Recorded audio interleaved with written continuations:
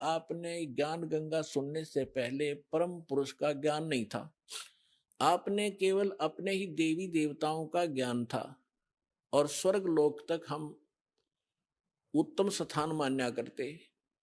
एक ये राधा स्वामी पंथ है जो गुरु नानक देव जी के और कबीर जी की वाणी को पढ़ पढ़ा के कहीं की ईंट कहीं का रोड़ा जचा गए, ये सतलोक सचखंड और सतनाम ये बताने लगे थे। इन्हें कख नहीं पता, कैख है भी नहीं पता भक्ति मार्ग।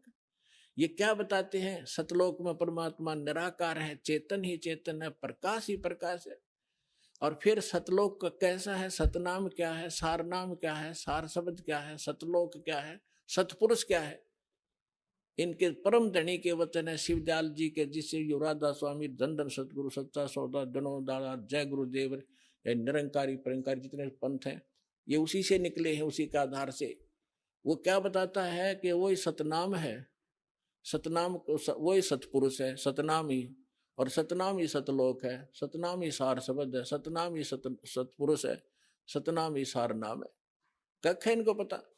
तो अब कहते हैं परमात्मा ने कहा है कि कलयुग बीत जावे जब एता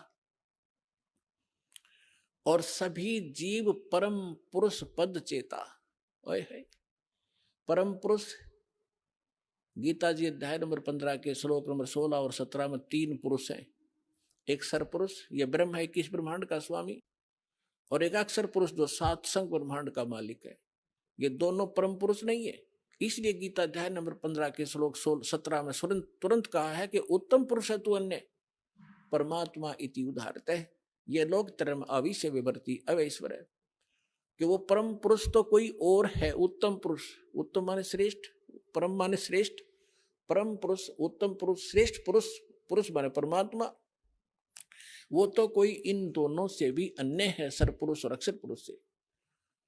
और वही तीनों लोकों में प्रवेश करके सबका धारण पोषण करता है। गीता अध्याय नंबर 18 के श्लोक 62 में कहा कि अर्जुन तो सर्वभाव से उस परमेश्वर की शरण में जा।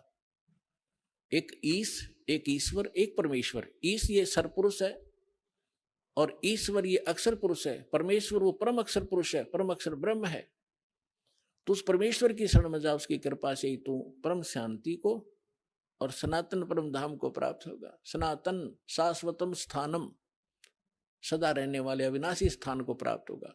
गीता अध्याय नंबर 15 के श्लोक नंबर 4 में कहा कि तत्वदर्शी संत की प्राप्ति के उपरांत उस तत्व ज्ञान रूपी शस्त्र से अज्ञान रूपी अंधकार को काटकर उसके पश्चात परमेश्वर के उस परम पद की खोज करनी चाहिए, जहां जाने के बाद साधक फिर लौटकर संसार